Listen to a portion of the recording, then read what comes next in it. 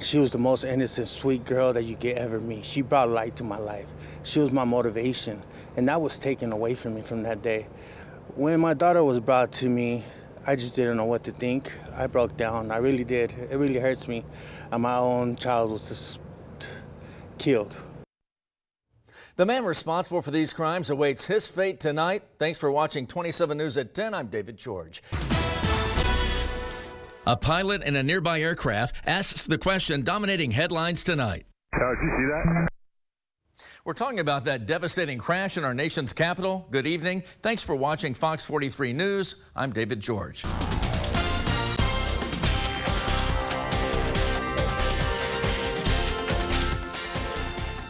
Now at 9, you hope you never have to use it, but you'll be glad to know how. These teens are taking the time to learn how to use a life-saving medication. Meanwhile, Kansas voters face another important issue in the next election, and the governor is weighing in what she thinks about electing state Supreme Court judges. Also, basketball fans are glued to the TV this week, but your favorite team might play in the middle of the day. Why tuning in to March Madness could bring good vibes to the workplace, and that is where we start tonight. Good Tuesday evening, and thanks for watching 27 News at 10. I'm David George. Well, Hotel Topeka may have a buyer. That's what came out of a meeting between the hotel's board of directors tonight, but it's not a done deal just yet. 27 News reporter Jacob Kaufman joins us live from Hotel Topeka. And Jake, where is the city in this process? Yeah, David, the city is one step closer to selling Hotel Topeka. This comes after a special meeting that took place before tonight's city council meeting when the city received a letter of intent to purchase the hotel from Endeavor Hotel Group, but the city is going to need some help from the county to make it happen. The city has invested over $12 million into the hotel since buying it in 2023. Now, Endeavor Hotel Group out of Wichita has offered to pay $1 million cash for the hotel, and taxes will cover the rest of it in the next 20 years. They own 7 hotels throughout the Midwest, including Endeavor Inn and Suites right here in Topeka. District 4 Council member David Banks says that he believes that this gives Topekans the reassurance that they are working to sell the hotel. It's exciting to know that we're making a step forward. And I'm certain that our community has needed some guidance, at least some information that says we are working on selling the hotel. But the city needs help from the county to make it happen. Endeavor says it will only buy the hotel if the county spends $6 million fixing the conference center. They will also require the county to let the hotel manage the conference center. I've already talked to one commissioner that was very for the idea because as part of the hotel sale is part of Manor goes along with that, and part of that is improving Manor. And so the CID will allow them to get that money to help improve Manor. Now, at the end of tonight's discussion, officials that were present voted in approval for Topeka City Manager Robert Perez to sign Endeavor Hotel Group's letter of intent. Now, this does not mean that the hotel is sold, rather opens up a further discussion and negotiations to sell the hotel. Jake, where does the county stand on the $6 million?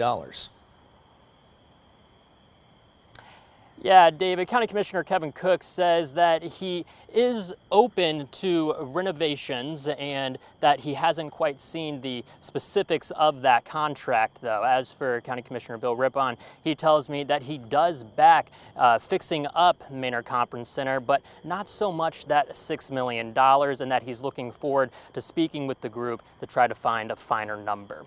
Working for you live in Central Topeka, Jacob Kaufman, 27 News. All right, Jake, thank you so much. Very important story that so many people are following. And by the way, the city of Topeka bought the hotel 2 years ago for $7.5 million. Built in 1997, Hotel Topeka changed hands several times over the years. In 2023, Topeka city leaders signed off on former city manager Stephen Wade's proposal to place a bid for the hotel near Stormont Vale Event Center. They feared the consequences of Hotel Topeka falling into disarray. If you don't have a good quality hotel that's part of that, it's very difficult to attract conventions.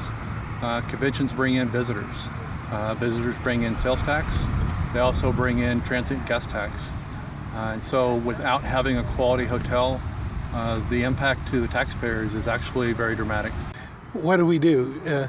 Do we build brand new, or do we take care of something that is in good shape, bring it up to today's standards, and remodel it and really put some effort into taking care of what we have. Since then, the city has spent nearly $5 million additional dollars to maintain the hotel, and at the end of last year, the city signed off on the hotel's operating budget, working at a loss of nearly $900,000 for the year. 27 News certainly working for you, tracking your tax dollars as the city looks to sell the hotel, and we'll bring you the latest updates on air and online at KSNT.com. Tonight, the man who raped and killed a 5-year-old girl in Topeka is sentenced to life in prison, a judge calling the murder inhumane and putting an end to the case that shook the community. Our Kansas Capitol Bureau Chief, Rebecca Chung, has been following the case from the very beginning. And Rebecca, you spoke with Zoe's family. How are they feeling tonight? Yeah, David, I spoke with some of Zoe's friends and family, and they're relieved to see the man responsible for her rape and murder get the maximum sentence. But they're still reeling from this loss almost 2 years later. After the tragic murder of 5-year-old Zoe Felix, her family is finally seeing some closure. In reality, the only victim there truly was Zoe. Michael Cherry raped and killed Zoe at a campsite in October 2023. A judge now sentencing him to life in prison without the possibility of parole for 50 years. But her family says even that isn't enough to fill the lasting void that's been left behind. To know that I won't be able to see another birthday, another Christmas, or anything like that. It took the privilege of me being a father. Zoe was staying at the campsite with her sister, Katie Kane, and father, Zeke Felix, after they were kicked out of their home. In closing arguments, the defense again citing failures with DCF in Kansas and Michael's hometown in Texas. He was moved through multiple placements, and he was not safe in the placements he was in Texas at the time, and his needs weren't met. DCF records show 9 reports were made about Zoe in total. Several of the cases were closed, or the agency could not verify some of those reports. On top of that, Topeka police said a human error blocked the agency from getting a police report. The defense painted Cherry and Zoe as products of a failed system. We all experience trauma to some degree, and ultimately it's a choice of how we deal with that trauma. What would you say to people that feel that way when it comes to this? I'm going to say that Michael experienced almost torture and imprisonment as a child, and sure, a lot of people experience trauma when they're younger, but they often have one adult or a stable placement that helps them, and so it makes a huge difference when you have a caring adult, and Michael never had that. One thing that was said by the defense in their closing arguments, giving Michael a semblance of something he's never had, which is hope. What did you think about that? He's had hope. We gave him a chance. We gave him the light that he needed to bring out the person that he was. And I mean, after a while, everybody really does show their true colors. I was abused. I had a similar life as he did, but worse. But did that make me a killer? Did that make me a murderer? Did that make me a rapist? No, it didn't. Ultimately, the judge sided with prosecutors who called the killing monstrous. Zoe's family and friends choosing to move forward, remembering her as a light. She's a very outgoing little girl, not a personality I see a lot.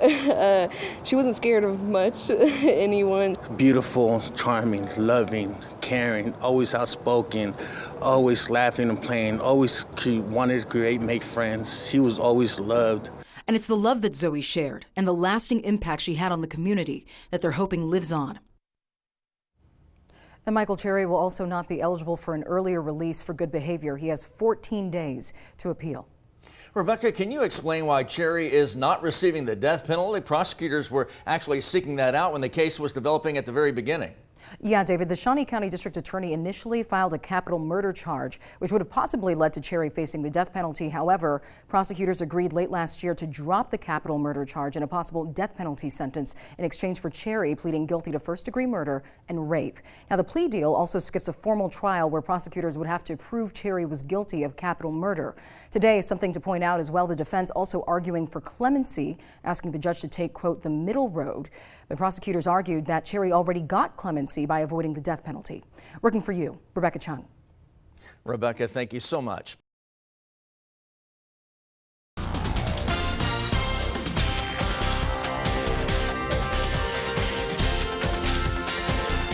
Good evening and thanks for joining us live for Fox 43 News after college football on Fox. I'm Rebecca Chung. Whether you're a K-State Wildcat or a Kansas Jayhawk, it's a great night for football in K-Nation. K-State just finished its ranked matchup against Arizona right here on Fox 43. Fans are starting to leave Bill Snyder Family Stadium, and that's where we find Fox 43's Caroline Soro. And east on I-70, Landon Reinhardt is covering KU's Guaranteed Rate Bowl rematch against UNLV. Let's start first with Caroline Soro, and Kansas State won against their new friends in the Big 12, even though this was not officially a conference matchup. So, Caroline, what's the energy like out there tonight?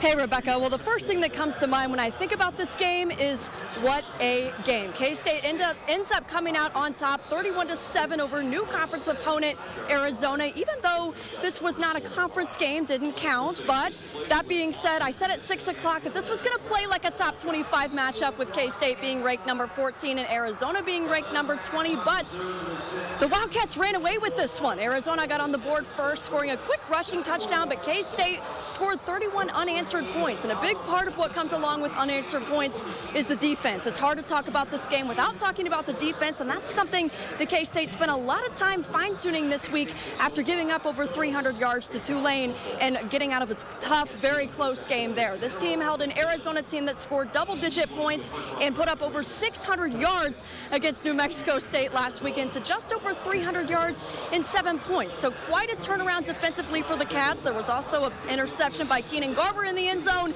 that avoided a score in the first quarter. So this one was a whole lot of defense, but the offense caught up with it too. We'll hope to get head coach Chris Kleiman and maybe some players in talking about that defense and, of course, the whole outcome of this game for you here in just a little bit. But for right now, in Bill Snyder Family Stadium, I'm Caroline Soro, Fox 43 Sports. All right, thanks, Caroline. Now let's check in with the Jayhawks. Kansas fought the UNLV Rebels at Children's Mercy Park in Kansas City tonight on ESPN. Fox 43 sports reporter Landon Reinhardt joins us there now. Hey, Rebecca, a much different tone here in Kansas City than Caroline's taking it. I haven't been a part of a press game or post-game press conference quite that somber in my young career as a sportscaster. Lance Leipold oftentimes answering questions, not finding the words to say. Much like all of us watching this game for the second straight week, Kansas falls to a team that they were expected to win against. The offense ends up putting up more yards than their opponent, but turnovers and the lack of getting in the end zone do them in. A lot of speculation about the quarterback play of Jalen Daniels. Here's what Coach had to say after the loss. I think, there's times that you see him making throws that have been every bit as good, if not better, than he's ever made before. And then there's times where it's not, but everybody can do better. Everybody. And like I said, it starts with the head coach, and I need to do better. Our staff needs to do better, and we will find a way. That's 3 interceptions and a lost fumble at Illinois last week, and 2 more interceptions tonight, plus what ended up being the final offensive play of the game. Jalen Daniels takes a sack on 4th and 15. A lot of question marks surrounding quarterback not living up to the play that we've seen him play. You heard Coach say that himself. Later on sports, you'll hear from the man himself. He's still as confident as ever. He says that he'll go in with a smile on his face into practice next week. But that said, still a lot of question marks for this KU team as they enter Big 12 play next week. We'll see you later in sports, live in Kansas City. Landon Reinhardt, Fox 43 Sports. All right, thanks, Landon. And like you said, we'll see you both later tonight on Fox 43 News. But the sports, they don't stop there. You can tune in to K-Nation every Sunday night on our sister station at KSNT after 27 News at 10. It's our weekly 30-minute sports special. Our team covers all things K-State and KU sports. And again, you can catch our exclusive interviews and analysis this Sunday on KSNT after 27 News at 10. Good evening and thanks for joining us for Fox 43 News at 9. I'm Jacob Kaufman. And I'm Eli Millard. We saw severe weather across northeast Kansas late last night. Warnings were issued in parts of Geary, Jefferson, Jackson, Morris, Pottawatomie, Shawnee, and Wabaunsee counties. And today we're starting to clean up the aftermath of what happened. Fortunately, no one was hurt when 2 EF2 tornadoes touched down in the region. We're seeing the first one that touched down in Wabaunsee County. Todd McQuad shot this video near Alma Vista. That wind blowing is at least 111 miles per hour and as much as 135. We saw tree damage as well as some damage to outside buildings. And this wasn't the only system that we saw produce a tornado. This video was taken northwest 82nd and Topeka Boulevard in northern Shawnee County. And if you look closely, you can see in the middle of your screen through all the lightning. This was after sundown, so it was harder to see until we saw those flashes of lightning. This later headed through Jefferson County. Well, that cell moved through Rossville, and there was debris still scattered across the town. And Fox 43 News reporter Gabriel Johnson tells us how that community is holding up today. The residents of this house behind me tell me that they're grateful that everyone is okay, but it's time for cleanup and repairs with some major help from the community. The tornado touched down around 8:30 last night, leaving lots of damage across town. I saw a few trees uprooted and even a shed that was ripped from its original spot and ended up roughly 50 yards away. One Rossville family had debris scattered all over their property. Now, it would have taken weeks for the residents alone to clean it up, but luckily the community came through in support. A lot of young kids are out of school for spring break, so I said, if you've got parents or if you've got kids rather that got some extra energy, we could use some help. And man, in no time we had 20 young people show up, and then a bunch of friends and neighbors, and as usual, community pulled together. No one in this house was injured in the storm, but as you're seeing, several structures were severely impacted as a result. Now, there's still lots of work to be done. The residents ask that drivers driving by don't stop and look on the road because they need lots of space to be able to clean the debris safely. In Rossville, Gabriel Johnson, Fox 43 News. Regardless of where you live in Shawnee County, you likely heard tornado sirens sounding for a few minutes last night. Rossville definitely felt the effects of last night's storm. However, this wasn't the only area in Shawnee County that sounded the tornado siren. And a spokesman with Shawnee County Emergency Management says that this is protocol and that they chose to sound the alarm around 8 o'clock last night to alert all of Shawnee County. And he said it's a precaution in case people aren't aware of the severity. I did actually just receive 2 calls this morning thanking us for sounding that initial siren because they weren't paying attention to the weather and they had kids in those areas. So they made them pay attention and helped that situation. Now, most of the area was under a tornado warning. The county says that their radar picked up the tornado, which prompted the sirens across the county. Fox 43 storm track meteorologist Eli Millard was with Chief Meteorologist Matt Miller providing continuing coverage of last night's severe weather. So, Eli, can you walk us through what we saw in the sky last night and talk about how it all formed? Yeah, so we were talking about it yesterday. It was certainly a risk for some severe weather throughout yesterday. A warm front lifted up through northeast Kansas. We saw storms initialize along that frontal boundary just south of I-70. Really, the first storm that we started watching was near Alta Vista. Here's a video from our sister station at KSNW. You look through the lightning there, you can see a funnel. That's what was on the ground. It touched down just northeast of Alta Vista and then traveled northeast for about 8.5 miles. And this is an EF2 tornado. Keep in mind, this is in a very rural part of Wabaunsee County, so not really a lot of homes in that area. We have another look of this tornado as it moved through Volland. Here's that. This is that rotating mesocyclone. It's what we call a mesocyclone. It's that part of that storm that develops that tornado. You can see that almost like counterclockwise rotation. And just on the bottom of that, if you look at the very center of your screen, right at the bottom, there is that tornado. The actual mesocyclone is quite large, and the part of the tornado that goes down is what we're looking at right there. This is another shot from the distance. And we have another look of the tornado right here. There's a picture of that. That is that tornado that was just when it was near Volland. A nice shot of that. We did have sunlight working for us during this time. So that's what we're looking at with that sunlight. But later on, we were talking about a tornado in Rossville that was after sundown, and we couldn't really get too many shots of that. But not only did we see some tornadoes, there was quite a bit of hail. And so we see there's about some pea-size hail. We saw different kinds of hail sizes, all sorts of hail. These are kind of on the smaller end, but we saw some hail up to softball-size hail in some areas, really Junction City south of that side. That's what we're looking at here, south of Junction City. That was about baseball-size hail to golf ball-size hail also in that area. But not only that, we saw, well, it was just an active area. If we can take Max 1, here it is, storm reports, I mean, all over the place. Northeast Kansas, I mean, we're talking wind, hail, tornado reports as well. And that's what we saw there. Junction City really hit the hardest with all those hail reports, some hail on south sides of Manhattan as well. And near Alta Vista, the same storm, really the storm of the night is what we're watching. That started near Alta Vista, really started spinning, and you see those 3 tornado reports. It's not 3 different tornadoes. That's that same tornado that traveled on the ground towards the north and east, and another tornado report that was on the ground as well near Rossville. So we do have the path for that Wabaunsee County tornado. This is from the National Weather Service. See it touched down just northeast of Alta Vista, traveling towards the north and east, about 8.5 miles. This is the EF2 tornado, really missed any big structures. It was about 400 miles wide, so a pretty decently sized tornado. And here's what we're looking at for the Rossville tornado. This touched down later. Same storm. Keep in mind this tornado produced, or this storm produced 2 tornadoes.